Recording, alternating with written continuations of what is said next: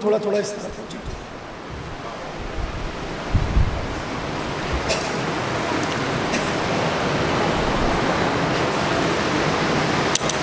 صلوات پڑھیے بلند آواز میں۔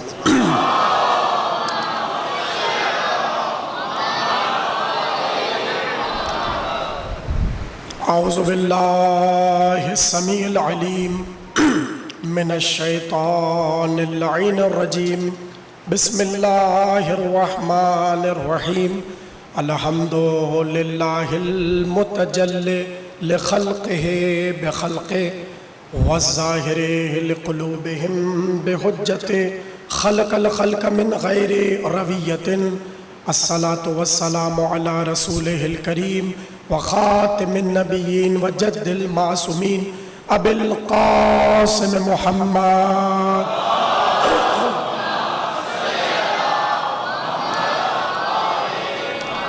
وآلہ الطیبین الطاہرین المعصومین الذین اذهب اللہ عنہم الرجس وطہرہم تطہیرا۔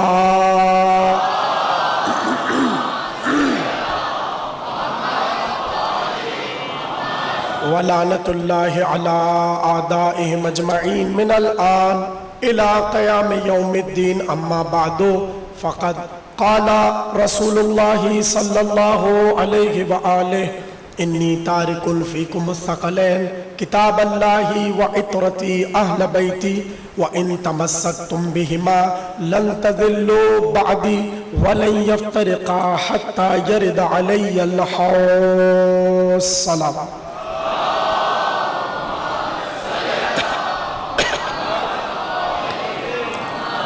1446 ہجری کے عشرہ محرم کی 8ویں تقریر آپ عزاخانہ امامیہ میں سماعت فرما رہے ہیں۔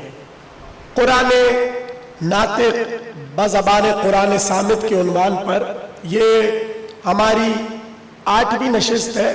مسلسل قرآن میں جہاں جہاں ذکر اہل بیت ہوا، ہم نہ لوگوں سے پوچھ رہے ہیں نہ لوگوں کے بنائے ہوئے عالموں سے پوچھ رہے ہیں، ہم نے تو ایک در اس وقت سے کھٹکھٹا دیا تھا جہاں نبی ہر واجب نماز کے بعد اور ہر واجب نماز سے پہلے جب تک سلام نہیں کرتے تھے نماز نہیں پڑھنے جاتے۔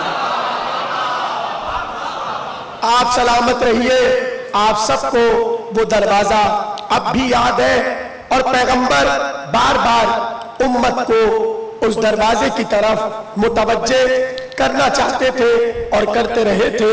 اس لیے جہاں خود پیغمبر نے عملی طور پر اہل بیت کا دروازہ لوگوں کے لیے کھلوایا اور متعارف کروایا، وہیں پر یہ ضروری تھا کہ جب پیغمبر دنیا سے بظاہر تشریف لے جا رہے تھے اس وقت پیغمبر لوگوں کو یہ بتائیں کہ ہم تمہارے لیے قرآن کو تنہا نہیں چھوڑ رہے، بلکہ قرآن کے سمجھانے والے، قرآن کے وارث اہل بیت کو بھی چھوڑ رہے ہیں۔ تو اب ہمارے ہاں جتنے بھی عقیدے ہیں اہل تشیع کے ہاں، ہر عقیدہ ہمارا قرآن سے ہے، اور کوئی ایسا عقیدہ نہیں ہے جو قرآن سے ثابت نہ ہو۔ اگرچہ ہمیں تو 1400 سال ہو گئے، ہم اپنی عزاداری کو بھی قرآن سے ثابت کر رہے ہیں اور بتاتے ہیں کہ رونا کہاں لکھا ہے، تابوت کہاں لکھا ہے، جھولا کہاں لکھا ہے۔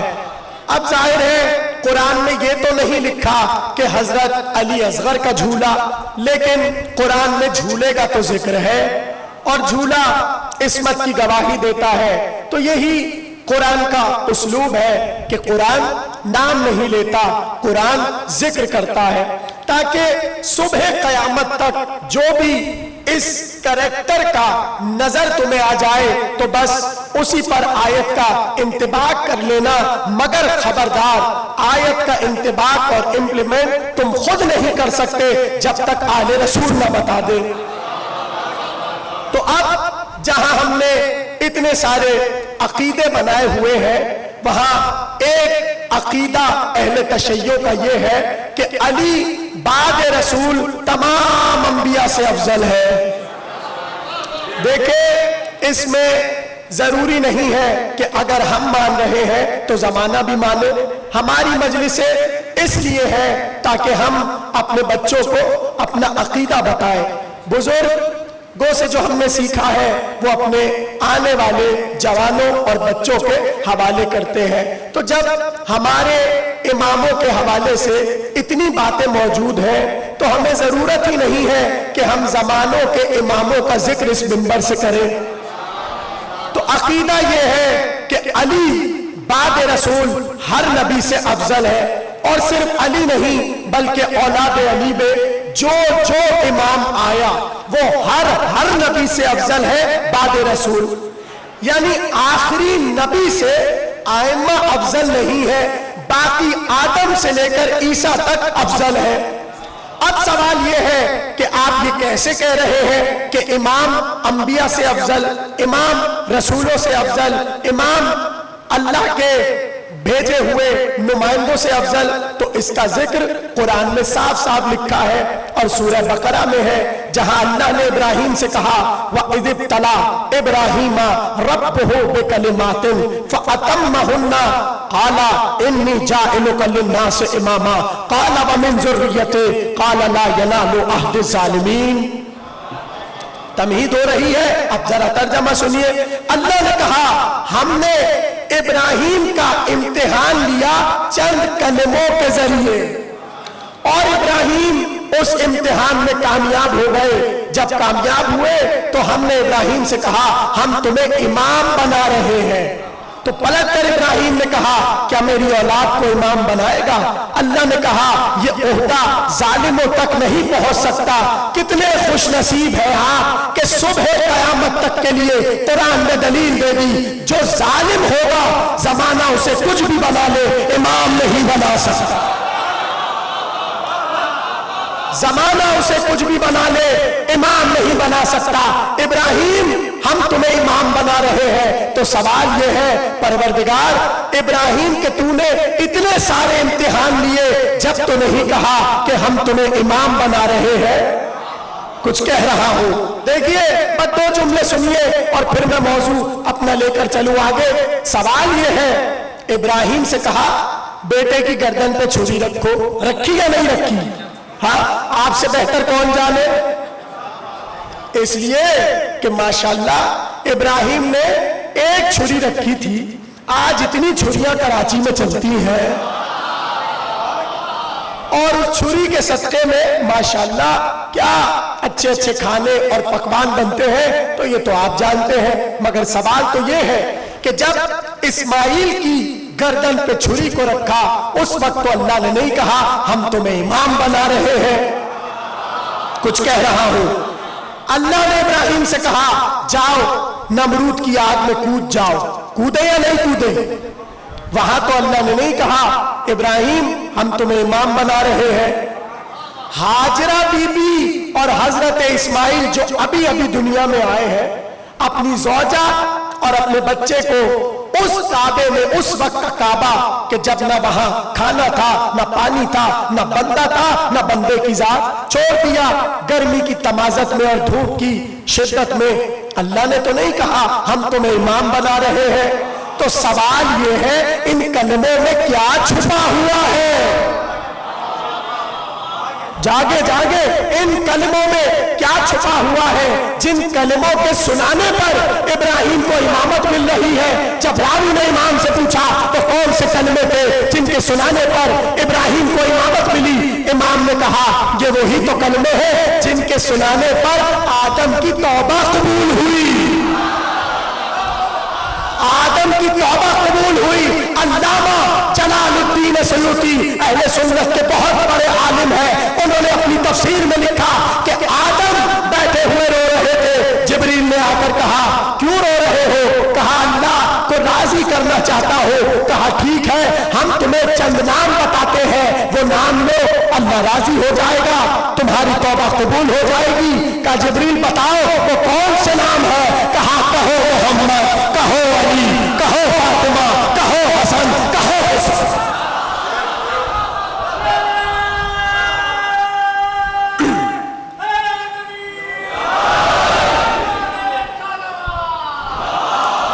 अल्लाहुम्मा सल्ली अला आदम, नाम लो पंजतन के, तुम्हारी तौबा कबूल हो जाएगी। गोया पहले बंदे को अल्लाह ने माफ करने का जिसे वसीला बनाया और जरिया बताया, वो इन्हीं के तो नाम है।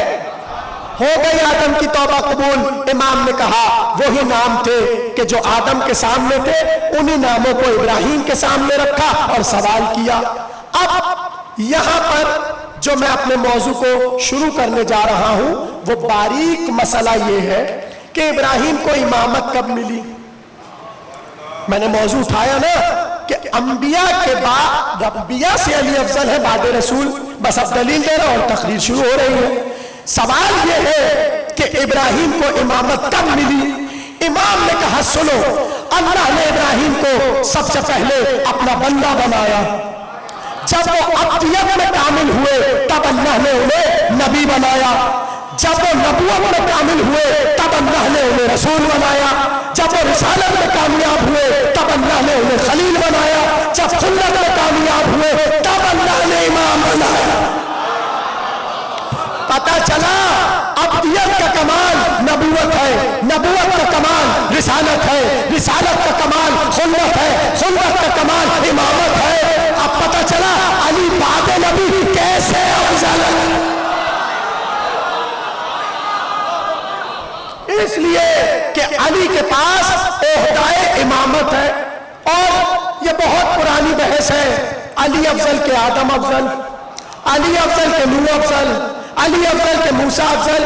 2 रोज पहले काज़मैन में पढ़ा था ये वाकया, तमहीदी तौर पे आपको सुनाना चाहता हूं। सुनना चाहते हैं सब? जोश मलियाबादी का नाम सुना है आपने? जोश शायर इनकलाब मरसिया पढ़ने जा रहे हैं हैदराबाद लखनऊ से।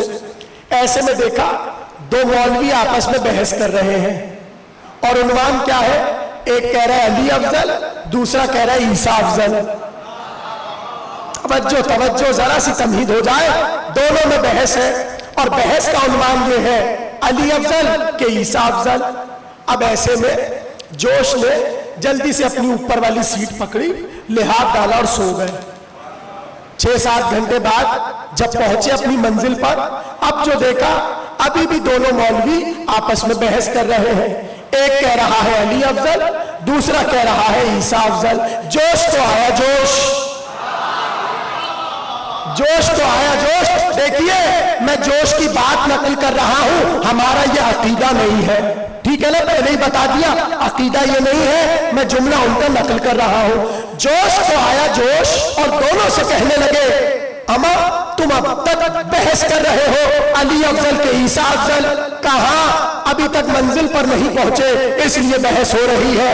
तो जोश ने उन साहब से जो कह रहे थे ईसा अफजल है, पूछा ये तो बताइए ईसाई ईसा को क्या कहते हैं? कहा खुदा का बेटा। और वो जो कह रहे थे अली अफजल है, उनसे पूछा ये बताइए नुसैरी अली को क्या कहते हैं? कहा ये बताइए कि नुसैरी अली को क्या कहते हैं? कहा खुदा। तो जोश ने पलट कर कहा ये बताओ अब्बा अफजल होता है कि बेटा?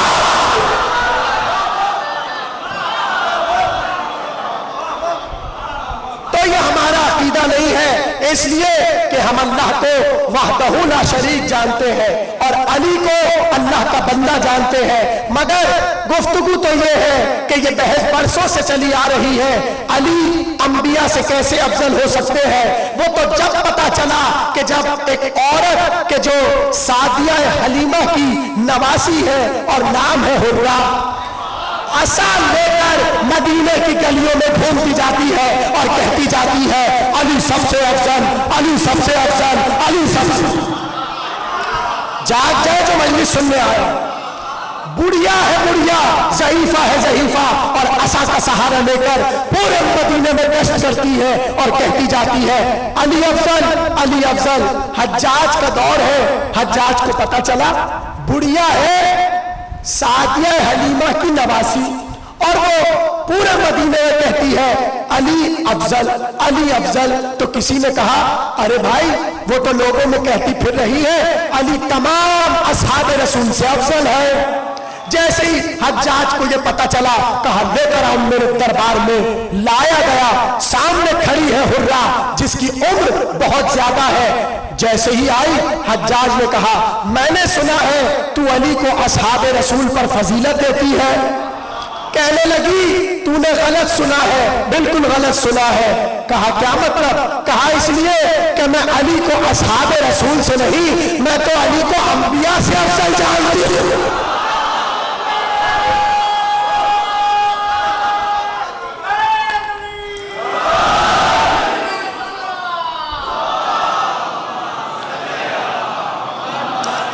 نہیں, سب مل کے بلند آواز میں صلوات پڑھیے.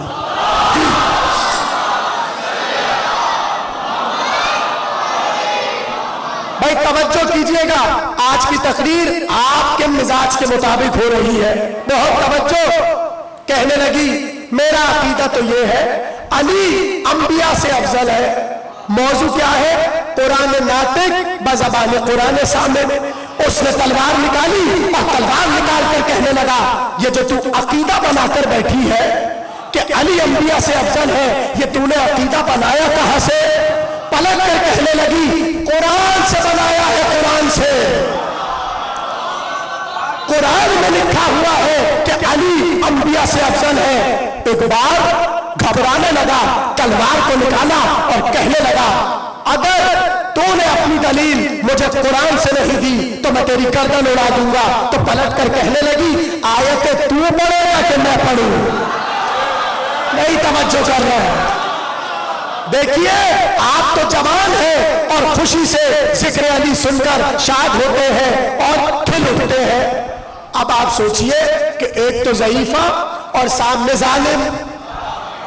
بھائی علی والے مجمع میں نہیں بتانا کہ علی کیسے افضل ہے. کچھ کہہ رہا ہوں, میرے لیے بہت آسان ہے آپ لوگوں کو یہ بتانا کہ علی انبیاء سے افضل ہے, اس لیے کہ سب علی والے بیٹھے ہیں. لیکن ذرا تصور کیجئے وہ ضعیفہ کہ جو عصا کا سہارا لیے کھڑی ہوئی ہے, اسے یہ بتانا ہے کہ علی انبیاء سے افضل.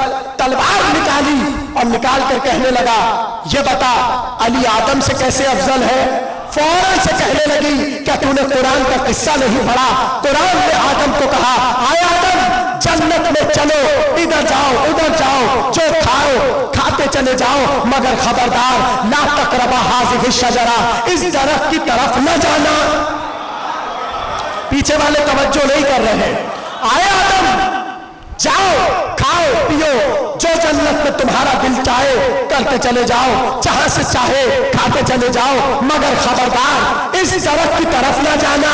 کہا اس پر تو علی کو کیا فضیلت دے گی؟ کہا بس اتنا بتا اللہ نے کیا تھا منع. آدم گئے کہ نہیں گئے؟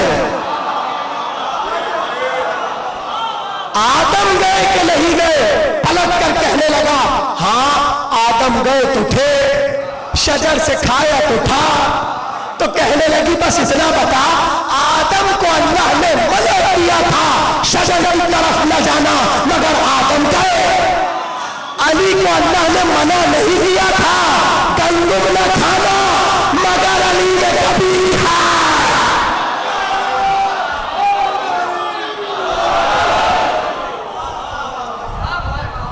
آدم کو منع کیا تھا اللہ نے لا تقربا ہذہ الشجرہ, اے آدم اور آدم کی زوجہ اس درخت کی طرف نہ جانا, مگر آدم بھی گئے اور حوا بھی گئی اور کھایا اس میں سے ذرا سا.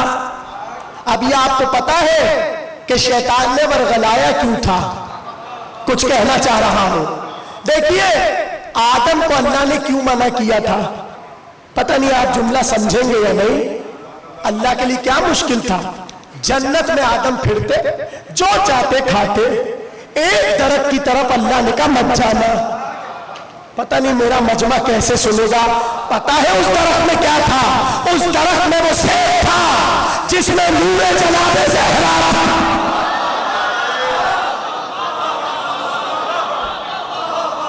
اس لیے اللہ نے منع کیا تھا اے آدم خبردار اس شجر کی طرف نہ جانا، اس لیے کہ اگر اس شجر کی طرف جاؤ گے تو تم یہی سمجھو گے اچھا جو عہدہ انہیں ملا ہے وہ ہمیں کیوں نہیں ملا۔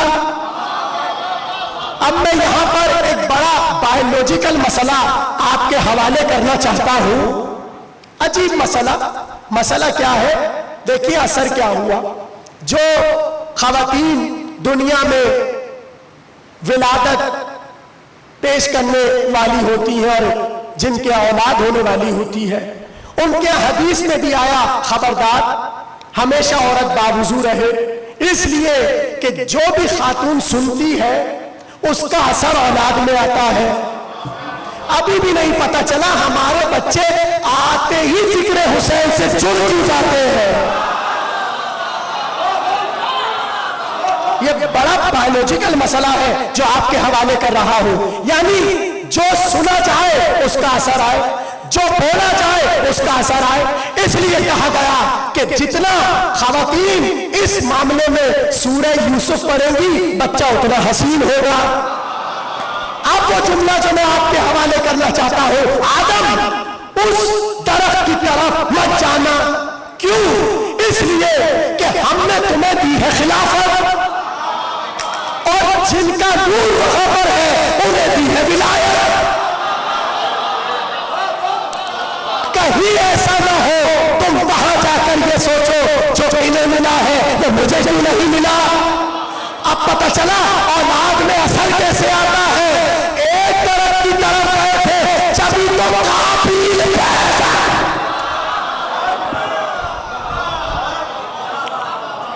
سمجھے نہیں سمجھے بھائی؟ جو تلک سے کھایا تھا اس میں چونکہ یہ بات آئی تھی اچھا یہ ایسے ہیں کاش ہم ہوتے، گویا وہ حسد کا بیج تھا جو صلب آدم میں آ گیا۔ تو اب جو بیٹا ہوا وہ کیسا ہوا؟ حاسد۔ کتنا بڑا حاسد تھا؟ کیا آپ کو نہیں پتا قابیل نے اپنے بھائی کے ساتھ کیا کیا؟ اکثر بڑے بھائی حسد میں یہ کر جاتے ہیں۔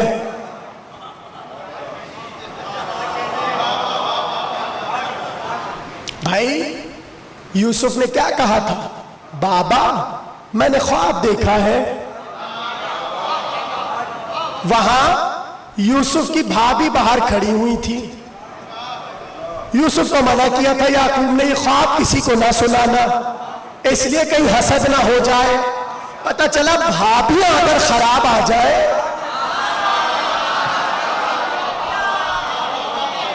ہاں حضرت یوسف کو یعقوب نے کہا یوسف اس خواب کا کسی سے ذکر نہ کرنا، کیوں؟ اس لیے کہ تمہارے خواب سے یہ پتا ہو رہا ہے، تعویل اس کی یہ ہے کہ تمہیں نبوت ملے گی۔ اب ہوا کیا؟ بھابھی نے سنا اور جا کے بھائیوں کو بتا دیا، اور پھر آپ کو پتا ہے کیا ہوا۔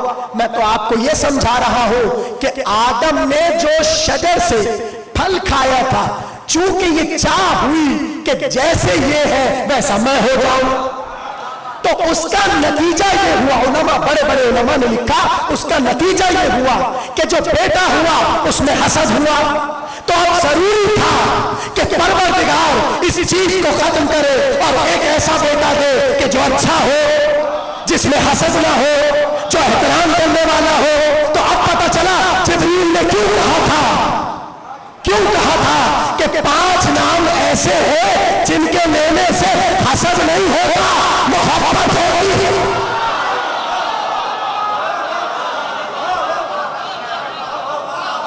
آپ لوگ سمجھے میری بات جو میں کہنا چاہ رہا؟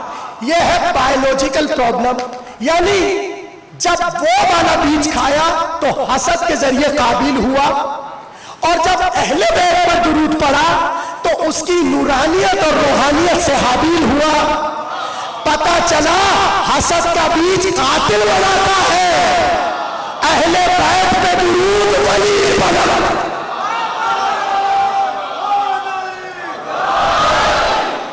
کہنے لگی اس آیت کے ذیل میں یہ عقیدہ رکھتی ہوں کہ اللہ نے آدم کو منع کیا تھا شجر کی طرف نہ جانا، مگر آدم گئے، مگر علی تو وہ ہے کہ اللہ نے کہیں نہیں علی سے کہا کہ گندم نہ کھانا، اور علی نے کہا کہ کبھی ابو طالب کے بیٹے نے گندم کو ہاتھ تک نہیں لگایا۔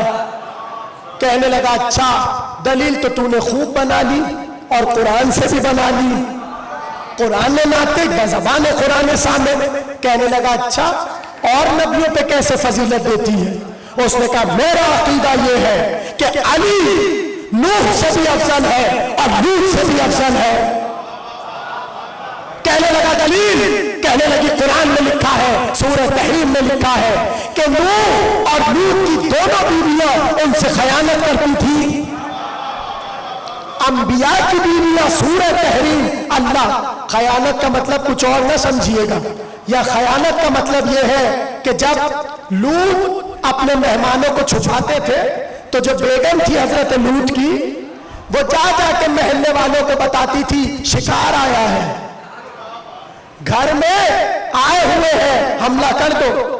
اسی طرح حضرت نوح کو بہت سی چیزیں اللہ نے منع کی تھی کہ قوم کو نہ بتائیں، مگر جو نوح کی زوجہ تھی وہ ساری باتیں یہاں سے اٹھا کر باہر پہنچاتی تھی۔ یعنی دونوں نبیوں کی بیویاں تھی، مگر قرآن نے کہا دونوں نے نبیوں سے خیانت کی۔ اس نے کہا اس پر تو علی کو کیا فضیلت دے گی؟ کہا سن، وہ نوح اور لوط کی بیویاں تھی جنہوں نے نبیوں سے خیانت کی، علی کی بیوی وہ ہے۔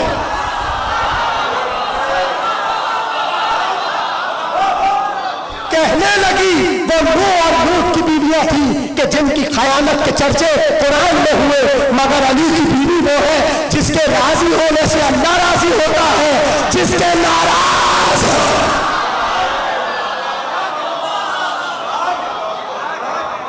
بھائی کل کی تقریر یاد ہے آپ کو؟ ہم نے کیا کہا؟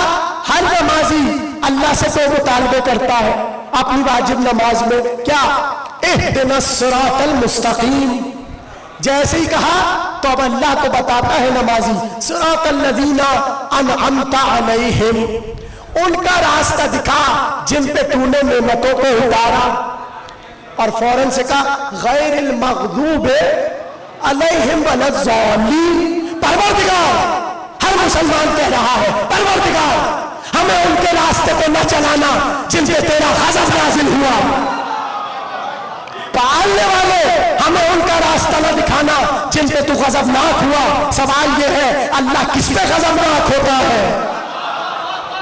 ہر نمازی یہ چاہتا ہے کہ اللہ کے غضب سے بچا جائے، مگر سوال یہ ہے کہ اللہ کا مقصود کون ہے؟ جبھی نبی نے کہا تھا زہرا کے راضی ہونے سے اللہ راضی ہوتا ہے، زہرا کے غضبناک ہونے سے اللہ غضبناک ہوتا ہے۔ پتہ چلا ہر نمازی اپنی نماز میں اللہ سے یہ کہتا ہے ان کے راستے پہ نہ چلانا جن پہ زہرا غضبناک۔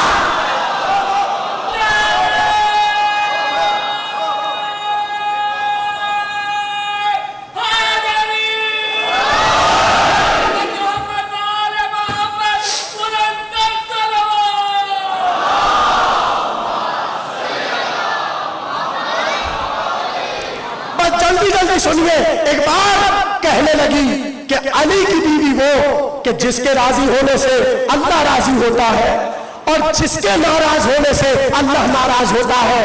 کہنے لگا اچھا اور کس نبی پر فضیلت دیتی ہے؟ تو کہنے لگی میں تو ابراہیم سے بھی علی کو افضل جانتی ہوں۔ کہا کوئی دلیل نہ؟ تو فوراً سے آیت پڑھی کہ ابراہیم نے اللہ سے کہا ربی ارنی کیف تحیی الموتیٰ، پالنے والے تو مرنے کے بعد مردوں کو زندہ کیسے کرتا ہے؟ اللہ نے کہا ابراہیم کیا تمہیں یقین نہیں ہے؟ پروردگار یقین ہے مگر اطمینان قلب چاہتا ہوں۔ اس نے کہا اس پر تو علی کو کیا فضیلت دیتی ہے؟ کہا وہ ابراہیم تھے جنہوں نے اللہ سے کہا کہ میں اطمینان قلب چاہتا ہوں مجھے دکھا، اور وہ علی تھے کہ جو منبر پر بیٹھ کر کہتے تھے اگر سارے پردے بھی ہٹ جائے میرے یقین میں اضافہ۔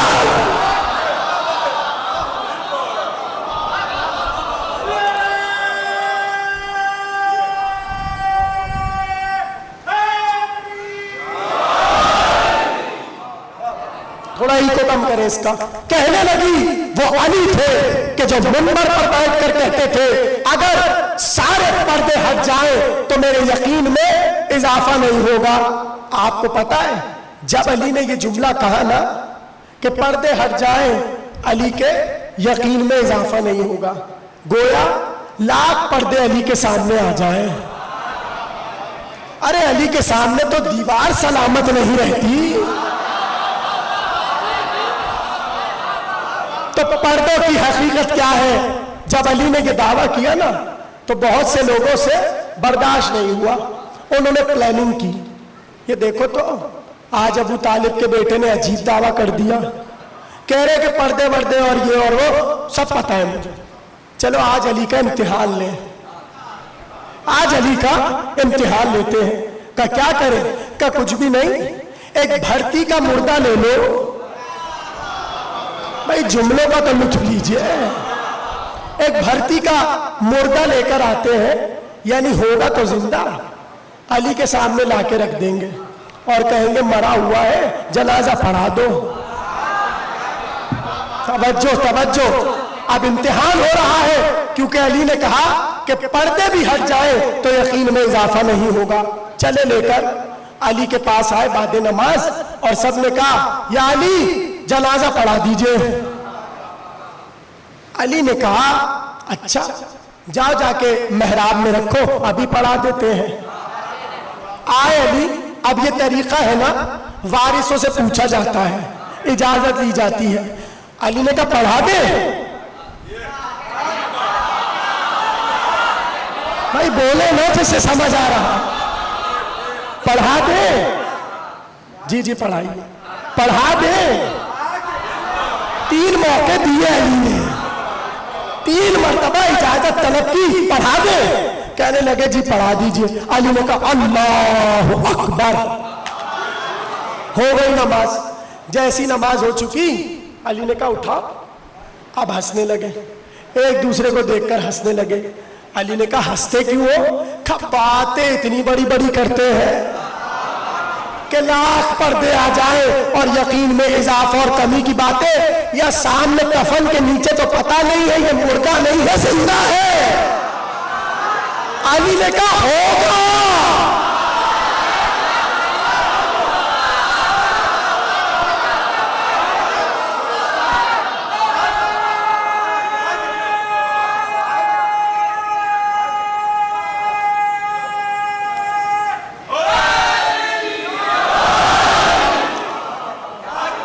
अली ने कहा होगा, होता होगा जिंदा, मगर अब अली ने पढ़ा दिया, अब जिंदा नहीं है।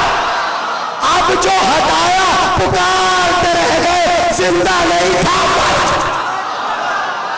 कयामत का जुमला अब है। जैसे देखा मर गया तो कहने लगे अली तुमने इसे मार दिया।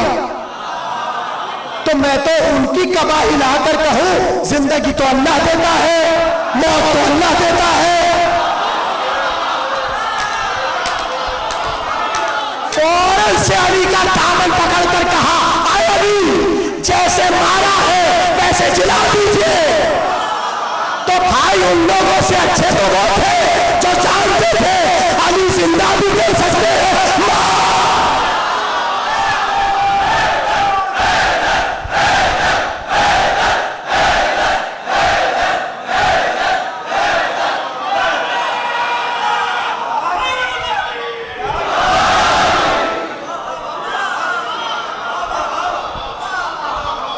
अली ने कहा मर चुका। गोया उसने दलील ये बनाई कि सुनो इब्राहिम वो थे जो कह रहे थे परवरदिगार मुझे दिखा इत्मीनान कल्ब के लिए कि तुम मुर्दे को जिंदा कैसे करता है। और अबू तालिब का बेटा वो कि जिसका यकीन उस मंजिल पर है कि जिसे कुछ देखने की जरूरत नहीं है। आप कितनी दाद दे रहे हैं, कितना खुश हो रहे हैं, जरा दरबार का तो मंजर सोचिए। वो तो हर नुक्ते पे चला जा रहा है और हर फजीलत पर उसका सीना है कि फटा जा रहा है। कहने लगा अच्छा अच्छा छोड़ इन बातों को, और किस नबी पे फजीलत देती है? कहने लगी मैं तो मूसा पर भी फजीलत देती हूँ। मैं तो अपने अली को मूसा से भी अफजल जानती हूँ। कहने लगा दलील, कहने लगी देती हूँ कुरान से। क्या मूसा का वो किस्सा नहीं सुना कि जब अल्लाह ने कहा था इज़हब इला फ़िरऔन इन्नहु तग़ा, ऐ मूसा दरबार फ़िरऔन में जाओ कि वो तुग़यान बक रहा है। तो पलट कर मूसा ने कहा रब्ब इन्नी क़तलतु मिनहुम नफ़्सा फ़अख़ाफ़ु अन यक़्तुलून, पालने वाले मुझे डर लग रहा है। आप सलामत रहे जो समझ गए। मूसा ने पलट कर कहा पालने वाले मुझे डर लग रहा है। क्यों? उनके दरमियान जाते हुए इसलिए डर लग रहा है, मैंने उनका एक आदमी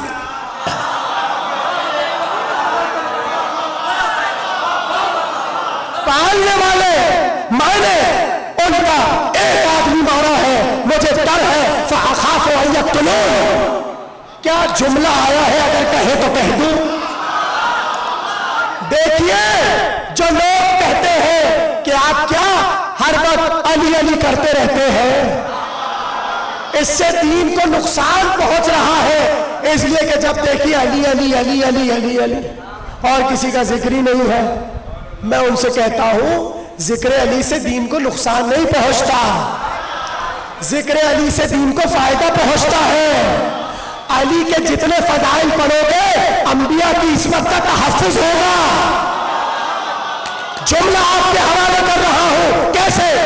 इसलिए जाए ये आयत लेकर जाए बड़े बड़े उलमा के पास और कहिए जरा तर्जमा कीजिए। हाय हाय, ये सूरह क़सस की आयत लेकर जाए, जो आलिम आपको पसंद है जहां का भी है ले जाए, कहे क़िबला जरा तर्जमा तो कीजिए।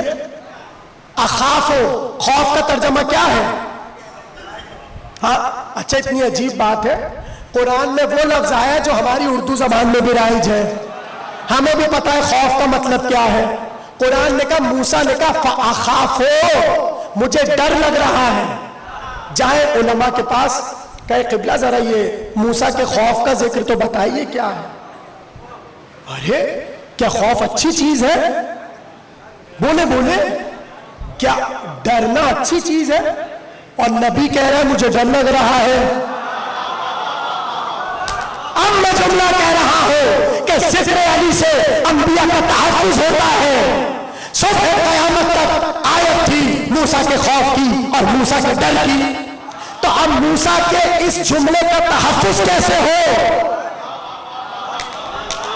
मूसा के जुमले का तहफ़्फ़ुज़ कैसे हो? हदीस आई, अगर किसी को आदम को इल्म में देखना हो, आदम को इल्म में देखना हो, इब्राहिम को खुल्लत में देखना हो, नूह को ज़ुहूर में देखना हो, मूसा को हैबत में देख। कुरान में मूसा के खौफ का जिक्र था, हदीस में हैबत का जिक्र आकर बताया। अगर किसी को मूसा की हैबत देखनी हो तो अली को ले जाए। कुरान ने डरने वाला मूसा बताया था, नबी ने हदीस में हैबत वाला मूसा बता दिया, तो अली की हैबत के सामने कौन टिके? अब मैं क्या अपने मजमे को अली की हैबत के किस्से सुनाऊं? भाई अली के सामने बहुत बड़े बड़े आए, मगर आने के बाद एक काम किया तो बच सके। मैं अब किस तरह का हूं? अली से बचने के लिए और हैबत से बचने के लिए लोग अपने कपड़े सलामत नहीं,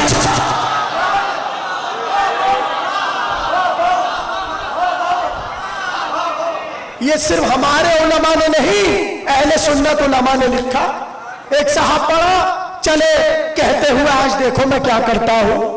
अब जैसी आए अली ने सिर्फ एक बार ललकारा, अब वो जैसे ही ललकारा तो फिर किताबों में ये लिखा है उनके पास बचने की बस एक तरकीब थी। अब सब तो मुझसे ना बुलवाए ना, सलावात पढ़िए मोहम्मद वाले मोहम्मद।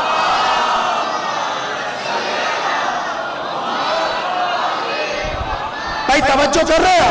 मूसा की खौफ का जिक्र था, हदीस में आया کہ اگر کسی کو موسیٰ کی ہیبت میں دیکھنا ہو، موسیٰ کی ہیبت دیکھنا ہو، وہ علی کو دیکھے۔ اب آ رہا ہے جملہ، اس نے سر پکڑ لیا اور کہنے لگا ارے اس پہ تو اب علی کو کیا فضیلت دے گی، اس پہ تو علی کو کیا فضیلت دے گی؟ تو پلٹ کر کہنے لگی وہ موسیٰ تھے، انہوں نے بنی اسرائیل کا ایک آدمی مارا تھا، مگر جب اللہ نے کہا جاؤ جا کر انہیں ہماری تبلیغ کرو، تو پلٹ کر موسیٰ نے کہا پڑھنے والے میں نے ان کا ایک آدمی مارا ہے، مجھے ڈر ہے کہیں وہ مجھے قتل نہ کر دے۔ وہ موسیٰ تھے اور وہ میرا علی تھا۔ نبی نے سورہ برات دے کر ان کے درمیان بھیجا تھا جس نے کسی کے باپ کو مارا تھا، دادا کو مارا تھا، چاچا۔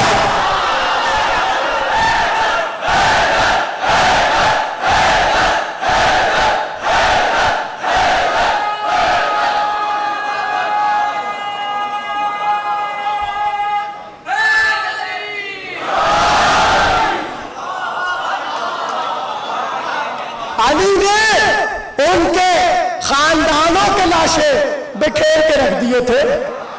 ہاں عجیب بات، پھر دیکھیے کیا کروں، اتنی محبت سے سنتے ہیں، مرزا اطہر کا جملہ یاد آ گیا، اعلی اللہ مقامہ۔ وہ یہاں کہتے تھے کہ جب علی آئے تھے سورہ برات سنانے، ٹھیک ہے نا، جب سورہ برات سنانے آئے تو اس وقت علی تو تنہا تھے، ٹھیک ہے نا، علی تنہا تھے، ان کے بت بھی اس وقت تک کعبے کی دیواروں پہ لگے ہوئے تھے۔ بھائی ہمارے پاس جیسی کوئی مشکل ہوتی ہے ہم کیا کہتے ہیں؟ یا علی مدد۔ بھائی جو کہ بولتا ہے وہ کہے، بھائی ہم تو اس لیے کہتے ہیں ہماری مدد ہوتی ہے۔ خدا کی قسم جب کوئی مشکل آئی، اب یہ کوئی خطابت نہیں ہو رہی، یہ عقیدہ ہے، نہیں سمجھ آتا نہ سمجھیے، ہمیں تو جب مشکل ہوئی بس یہ علی مدد کہا، ایسے مشکل ٹلی کہ آپ کو کیا بتائیں۔ تو جو جس سے محبت کرتا ہے، جو جس، اور یہ یاد رکھیے گا ہم یا علی مدد اس لیے کہتے ہیں کہ ہمارا عقیدہ ہے اللہ نے علی کو یہ اختیار دیا ہے۔ یہ غلط بات زمانہ نہ کہے کہ یہ شیعہ اللہ کو نہیں مانتے اور یا علی مدد کہتے ہیں، نہیں، ہم یا علی مدد اس لیے کہتے ہیں کہ ہمیں یقین ہے اللہ نے علی کو اس قابل بنایا ہے، علی مدد کرے۔ علی اذن الہی سے، حکم خدا سے اپنے چاہنے والوں کی مدد کرتے ہیں۔ تو جو جس سے جڑا ہوتا ہے اگر مصیبت آئے، مشکل آئے، وہ اسے پکارتا ہے۔ اب ہے مرزا اطہر کا جملہ، جب علی آئے تھے، ہاں اگر اس وقت علی جو چاہتے کر سکتے تھے، ہونا تو یہ چاہیے تھا، ان کے خدا کعبے کی دیواروں پہ لگے تھے، وہ سب اپنے خداؤں کے پیر پکڑ لیتے اور کہتے بس ہمیں اتنی طاقت دے دو، بس ہمیں اتنی طاقت دے دو، بس آج اتنی طاقت دے دو، یہ اکیلا آ رہا ہے۔ بھائی سمجھے کچھ کہنا چاہ رہا، اے ہمارے خداؤں، اے ہمارے بتوں، آج اتنی طاقت دے دو، یہ اکیلا آ رہا ہے، ہم اس پہ حملہ کر دیں۔ مرزا اطہر کہتے ہیں دل تو چاہا ہوگا، کسی نے کہا بھی ہوگا، تو پلٹ کے بتوں نے کہا ہوگا ارے ابھی 1 سال بعد یہ ہمیں آ کے توڑے۔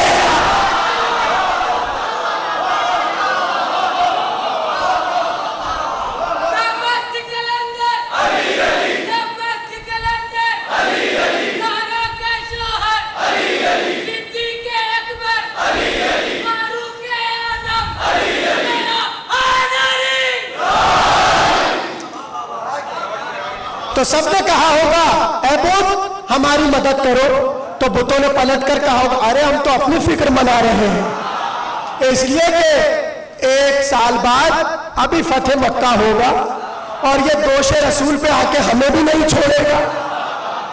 تو اب یہاں پر سوال ہے کیا ان کا دل نہیں کیا ہوگا گھیرے اور علی کو قتل کر دیں؟ اب بتائیں نا مجھے کیا ہوگا یا نہیں کیا ہوگا؟ اچھا ایک مسئلہ بھی مشہور ہے، अपने इलाके में तो फुला भी शेर होते हैं। मैं तो एहतियात से जुमला कह रहा हूं, मिंबर की नजाकतें है।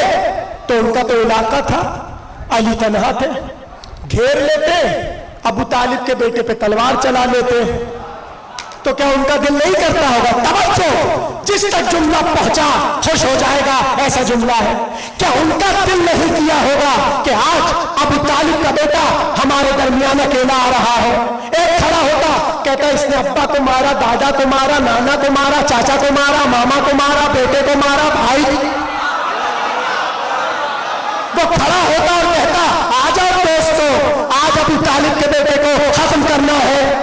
तो सवाल ये है, क्या वो ये नहीं चाहते थे कि आज अली को घेरे और कत्ल कर दे? तो अली से पूछा गया, मौला आप तन्हा सूरह बरात सुना रहे थे और वो पूरा लश्कर सुन भी रहा था, इसलिए कि उनके खिलाफ बोल रहे थे। तो क्या उनका बस नहीं चल रहा था? वो सब इकट्ठे होते और आपको मार देते।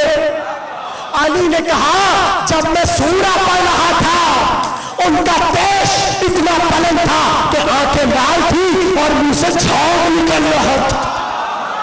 कहा फिर मौला किस चीज ने उन्हें आपके कत्ल से रोका? कहा सुनो, जब मैं सूरा सुना रहा था, एक हाथ में सूरा था, दूसरा हाथ जुल्फ़िकार के कब्ज़े।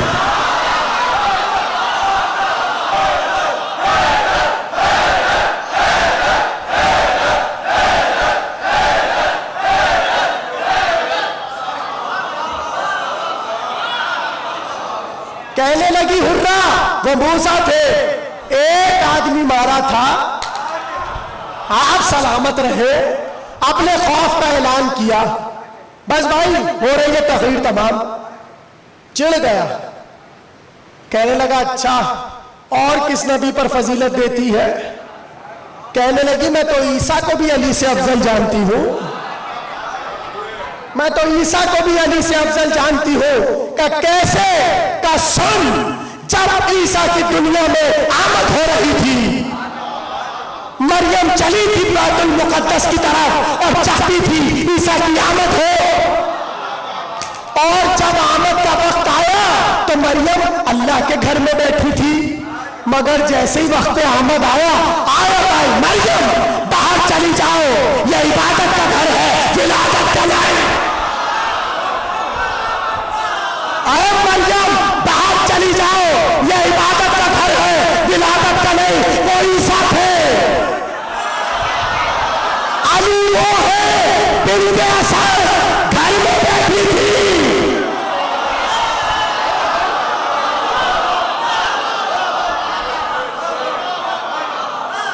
बिल्कुल असर घर में बैठी थी और आवाज आई, आओ हमारे घर में लाओ, हमारा वली हमारे घर में आएगा। ऐसी तरह डाल दी काबे पर। जमाना समझ रहा है काबे पे तराने हैं, जमाना समझ रहा है काबे पे तराने हैं। उन्हें क्या पता ये दिल पे तरा।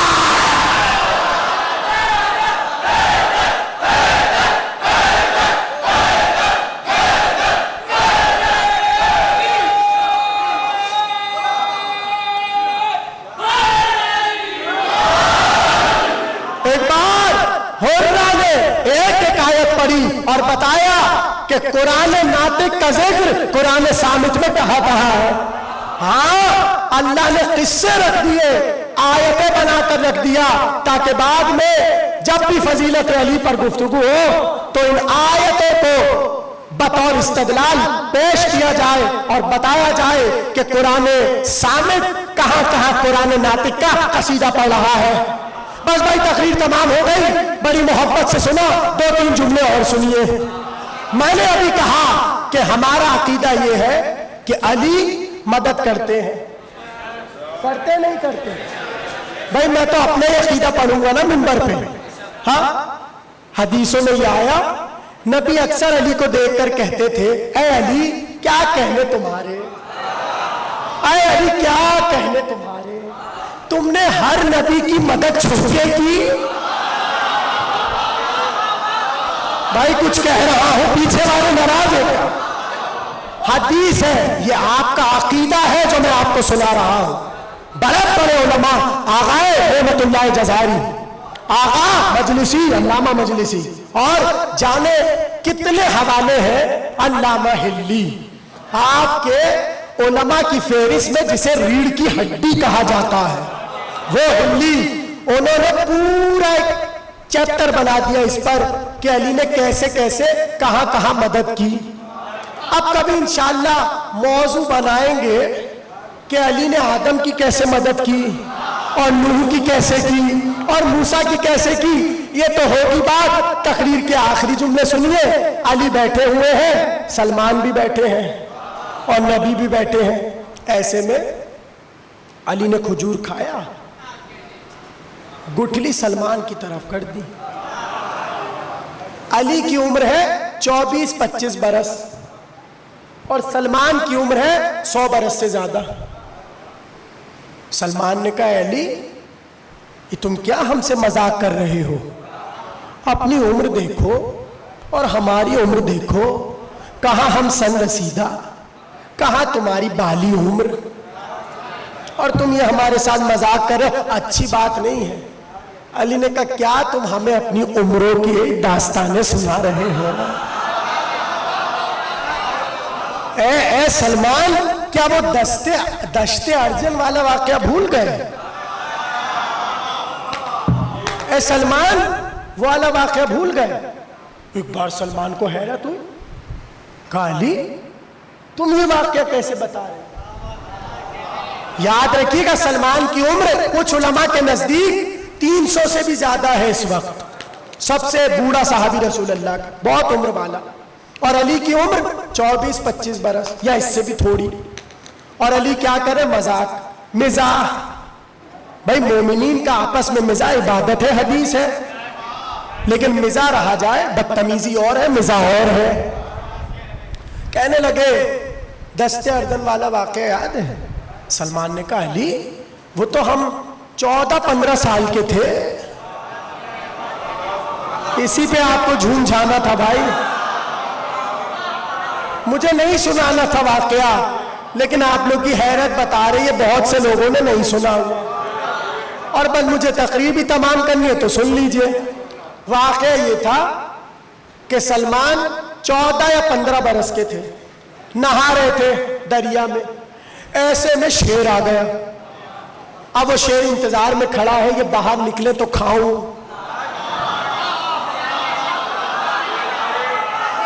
اور سلمان کی عمر ہے 14-15 برس، شیر کھڑا ہوا ہے، یہ آئے تو کھاؤ، یہ آئے تو کھاؤ. اب وہ سلمان بیچارے صبح سے جو نہر میں گئے ہوئے، شام ہو رہی تھی، اب گھر بھی جانا تھا، تو کہنے لگے بھائی یہ شیر تو بڑا ضدی ہے، یہ تو جا نہیں رہا، اب کروں کیا؟ اس وقت کہتے ہیں کہ میرے دل میں ایک بات القاء ہوئی، اور وہ القاء یہ ہوئی کہ کیوں شیر سے گھبرا رہے ہو؟ کہو یا فارس الحجاز ادرکنی، یا فارس الحجاز ادرکنی، اے حجاز کے شیر، اے حجاز کے گھڑ سوار میری مدد کر.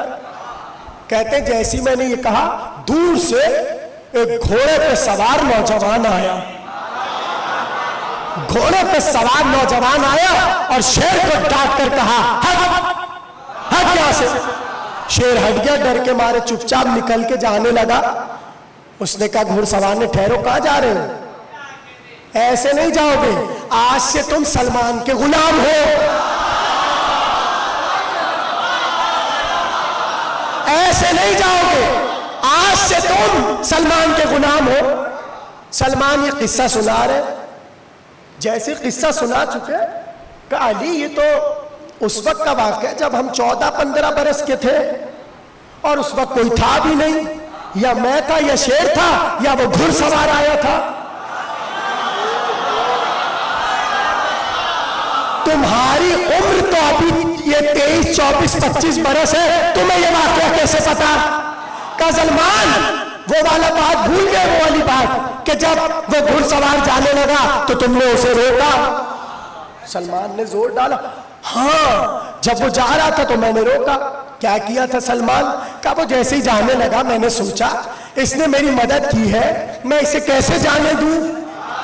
وہی میں جلدی تالاب سے باہر آیا، بہت سارے مختلف پھول لگے ہوئے تھے درختوں میں گیا اور مختلف درختوں سے پھولوں کو چننا شروع کیا اور کئی ڈھیروں پھولوں سے میں نے گلدستہ بنایا اور گلدستہ اس جوان کے حوالے کر دیا۔ آخری جملے تقریر کے بس یہ کہہ کے علی نے کہا ہاں میں نے اسے وہ گلدستہ دیا تھا، وہ تو چلا گیا۔ مگر علی تمہیں کیسے پتا چلی؟ اے علی تمہیں کیسے پتا چلی یہ بات؟ ایک بار علی نے اپنی کمر کو کھولا، آستین سے گلدستہ نکال کر کہا سلمان یہی کیا۔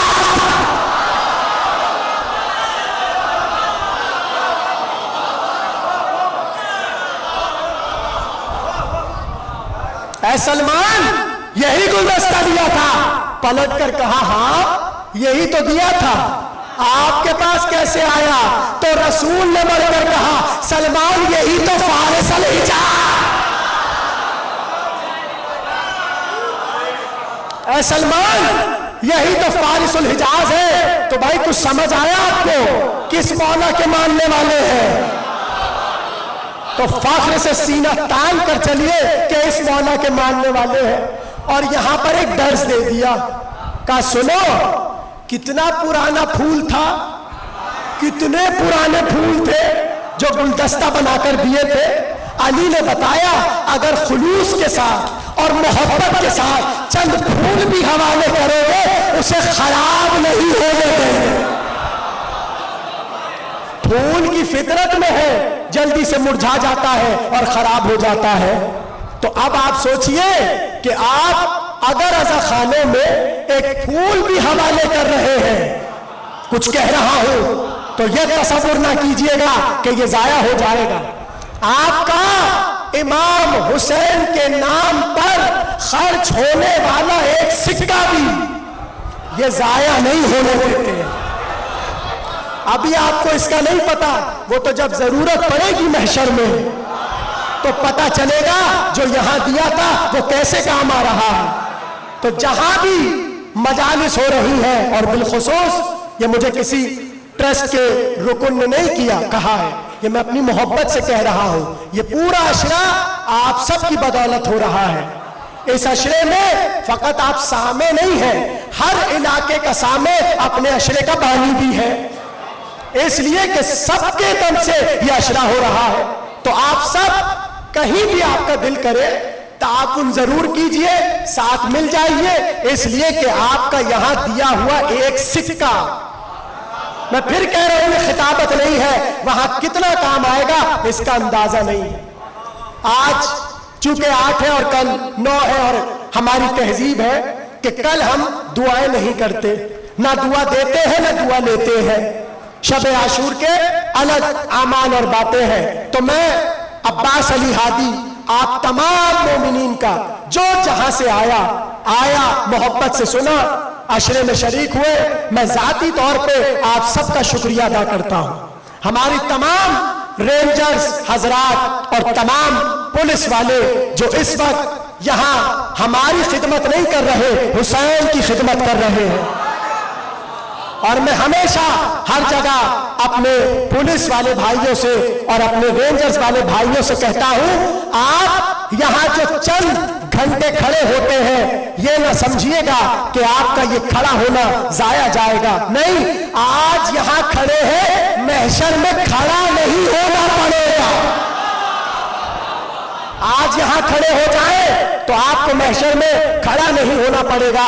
تمام اسکاؤٹ کے ہمارے برادران کہ جنہوں نے بڑی محبت سے سیکیورٹی کے تمام معاملات کو بہت احسن طریقے سے انجام دیا، سب کی طرف سے، عزاداروں کی طرف سے، تمام اراکین ٹرسٹ کی طرف سے سب کا شکریہ، اس لیے کہ یہ غم وہ ہے کہ ہماری کیا حیثیت ہے، اس غم میں آنے والے کا شکریہ جناب فاطمہ زہرا ادا کرتی ہے۔ آج 8 محرم ہے اور آج آپ کو پتا ہے کس کا ماتم کرنا ہے؟ بس ایک جملہ کہوں گا اور آپ کی چیخیں بلند ہو جائیں گی. آج اس پر ماتم کے لیے ہاتھ اٹھاتے ہوئے شرم مت کرنا کہ جس کے کربلا میں بازو کٹ گئے.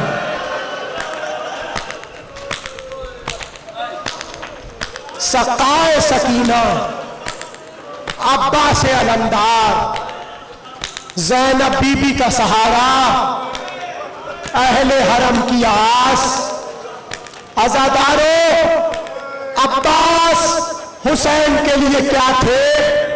مجھ میں تاب نہیں، میرے پاس لفظ نہیں کہ میں آپ کو بتا سکوں عباس حسین کے لیے کیا تھے. بس اتنا جملہ سنیے، اگر سینے میں گوشت ہے اور دل ہے تو جب تک میرا جملہ یاد آئے گا تڑپ تڑپ کر روئیں گے، اور میں دیکھوں کہ کتنی محبت سب کو عباس سے ہے. پتہ ہے نا جب عباس کربلا کے بن میں گرے تو حسین نے 3 جملے کہے. اب وہ سنیے اور گریہ کیجئے. پہلا جملہ یہ کہا، الان انکسر ظہری، عباس میری کمر ٹوٹ گئی.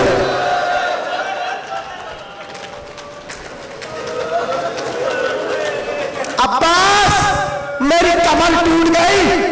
دوسرا جملہ کہا، وَقَلَّتْ حِيلَتِي، عباس میری ساری تدبیریں اچھڑ گئی. اور اب جملہ کہنے جا رہا ہوں، بہت روئے گے آپ. ایک بار حسین نے کہا، وَالشَّمَتَ بِعَدُوِّي، عباس ظالم مجھے تانے دے رہے ہیں. جانتے ہو حسین نے یہ جملہ کیوں کہا، وَالشَّمَتَ بِعَدُوِّي، عباس ظالم مجھے تانے دے رہے ہیں. پتہ ہے کیسے تانے دے رہے تھے؟ جب کربلا کے بن میں زہرا کا لال تنہا ہو گیا، زمانہ پتھر مار رہا تھا، تلواریں مار رہا تھا، حسین کا جسم کاٹ رہا تھا. ہر ایک بلوغ پتھر مار کے کہتا تھا، حسین عباس کہاں ہے؟ کیا سن رہے ہیں؟ حسین کو ظالم مار مار کے کہتے تھے، عباس، حسین بلاؤ نا عباس کو، بڑا ارمان تھا تمہارا مددگار ہوگا. کہاں ہے عباس؟ اللہ اکبر. ایک بار حسین نے کہا، عباس میں مرنے کی اجازت کیسے دوں؟ عباس تم تو میرے لشکر کے علمدار ہو. کہتے ہیں علمدار نے دائیں دیکھا، بائیں دیکھا، آگے دیکھا، پیچھے دیکھا، رو کر کہنے لگے، آقا وہ لشکر کہاں رہا؟ اے آقا وہ لشکر کا کہاں رہا جس کا عباس علمدار تھا؟ عزاداروں، بڑی مشکل سے حسین نے عباس کو اجازت دی. بہت آسان تھا عباس کے لیے حسین سے ودا لینا، مگر سب سے بڑی قیامت یہ تھی کہ زینب کے خیمے میں کیسے جائے. بھائی جو رونے آیا ہے میں تو ان کے حوالے جملے کر رہا ہوں. ایک بار حسین نے رو کر کہا، عباس میں نے تو اجازت دے دی، اب جاؤ جا کے فاطمہ کی بیٹی سے اجازت لے. عزاداروں جیسے یہ جملہ سنا، عباس ایک بار قدم اٹھاتے ہیں مگر سوچتے ہیں جان بی بی سے اجازت کیسے ملے گی. آ گئے خیمے میں. جیسی خیمے میں آئے زینب نے دیکھا، گھور کے عباس کو دیکھنے لگی اور ایک جملہ کہا، عباس کیا ہوا؟ گردن کو کیوں نہیں اٹھاتے؟ کچھ بولتے کیوں نہیں ہو؟ رو کر کہنے لگے، اے آقا زادی، عباس مرنے کی اجازت مانگو. اللہ آپ کو کسی غم میں نہ رلا. ایک بار عباس نے کہا، اے شہزادی، عباس مرنے کی اجازت لینے آیا ہے. عزاداروں زینب نے کچھ نہ کہا، بس عباس کو دیکھتی رہی اور ایک جملہ کہا، سنو عباس، 21 کی صبح تھی، میرا بابا دنیا سے جا رہا تھا، تنہائی کے عالم میں مجھے اپنے پہلو میں بٹھایا اور مجھ سے کہنے لگے، زینب ذرا سینے تو اٹھا. کیا سن رہے ہیں؟ زینب آستین الٹو، عباس میں نے آستینوں کو الٹا، میرے پاپا نے میری کلائیوں پر بوسے لینا شروع کیے اور رو کر کہا زینب زینب ان بازوؤں پر رسن بندھے گی۔ عباس جانتے ہو جیسے ہی بابا نے کہا میں چیخنے اٹھی اور رو کر کہا بابا جس کا عباس جیسا بھائی۔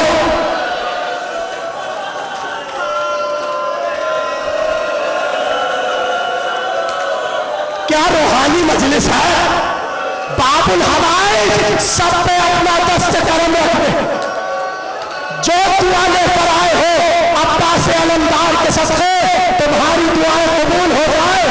آج ام المؤمنین کو پرسا دینا۔ کہنے لگی عباس میں نے بابا سے کہا جس کا عباس جیسا بھائی ہو اس کے بھلا بازو پر رسن بندھے گی۔ عباس آج جب تم کہہ رہے ہو مرنے کی اجازت دے دے، میں سمجھ گئی یہ تم نہیں جا رہے، میرا بندہ جا رہا۔ اللہ اکبر۔ عزاداروں کہتے ہیں جب عباس خیمے سے نکل رہے تھے ایک بار حضرت زینب نے ہر بی بی کو بلایا اور وہ کہا اے بیویوں میں نے تم سے وعدہ کیا تھا زینب تمہارے پردے کی ذمہ دار ہے، مگر سنو جس کے سہارے پر میں نے وعدہ کیا تھا وہ جا رہا۔ میں دیکھ رہا ہوں ابھی بھی بہت سے لوگوں کو رونا نہیں آ رہا۔ ارے زینب رو رہی ہے، تم رونے میں کیوں شرما رہے ہو؟ نہیں سمجھ آ رہا، نہیں سمجھ آ رہا کہ عباس کے جانے سے ہوا کیا۔ چلو میں پڑھنا نہیں چاہتا تھا مگر پڑھ دیتا ہوں کہ عباس کے جانے کے بعد ہوا کیا۔ اس میں بھی اگر رونا نہ آئے تو اپنے گناہوں کی معافی مانگنا، اس لیے کہ اس سے قیامت کا جملہ نہیں ہے۔ سنو عباس کے جانے کے بعد کیا ہوا۔ کہتے ہیں جب شام غریبہ میں ظالم خیمے کا زینب کو پتا چلا چادریں چھیننے آ رہے، علی کی بیٹی اپنی چادر کو اپنے بازوؤں سے پکڑ کر زور سے ظالم آیا، شمر آیا چادر کھینچنے کے لیے۔ لکھا یہ ہے اس ملعون نے علی کی بیٹی کے سامنے اپنے ہاتھ کو بلند کیا۔ زینب رونے لگی، پیچھے ہٹنے لگی، ابھی بھی رونا نہیں آیا۔ جملہ سنو، ایک بار اس ظالم نے نیزہ نکالا، زینب کے سر پہ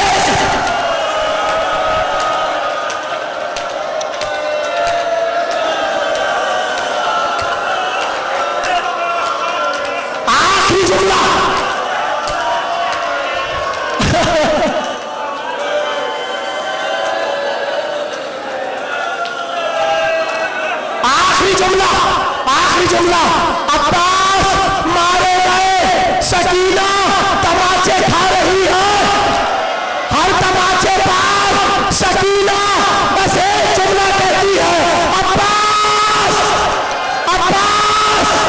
آخری جملہ شمر کا دربار ہے، مختار کا دربار ہے، شمر کو لایا گیا۔ قیامت کا جملہ شمر سے پوچھا یہ بتا جب تو حسین کو ذبح کر رہا تھا کیا حسین کچھ کہہ رہا تھا؟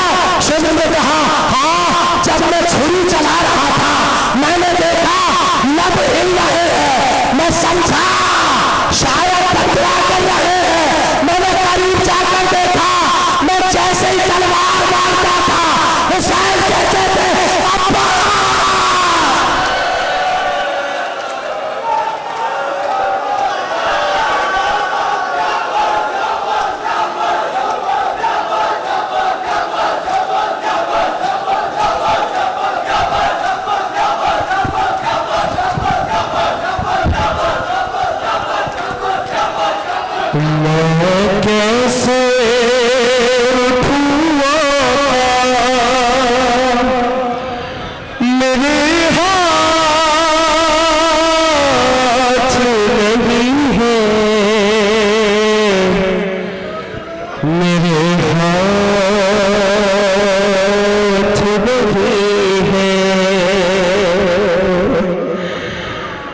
میں کیسے